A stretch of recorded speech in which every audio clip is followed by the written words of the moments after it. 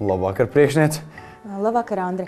Man te tāda lieta, šodien vadība nolēma, ka mums būs jāatlaiž darbinieki, štatu samazināšana. Tā kā tu esi pats jaunākais mūsu uzņēmumā, tad, diemžēl, mums būs jāšķiras. Bet kāpēc es? Es taču neko neesmu pārkāpis. Es nekad nekavēju darbu un vienmēr esmu visu izdarījis labi.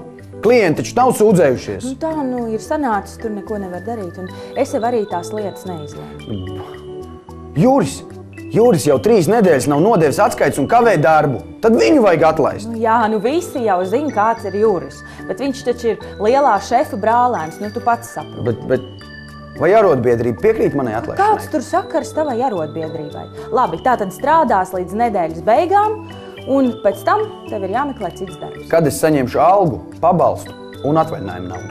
Par iepriekšējo mēnesi algu saņems tad, kad grāmatvede teiks, ka kontā ir ieskaitīta nauda. Tas arī viss. Ko neatbildi? Sēž gandrīz iznīku. Runāja priekšniece, man atlaiž. Ko? Vismaz paskaidroji, kāpēc? Es negribu par to runāt. Nekas, man ir 2 mēnešu laika, es zinu, kā ar šitādiem cīnīties. Es iešu uz darba inspekciju. Jā. Sados viņiem pa biksēm rītīgi.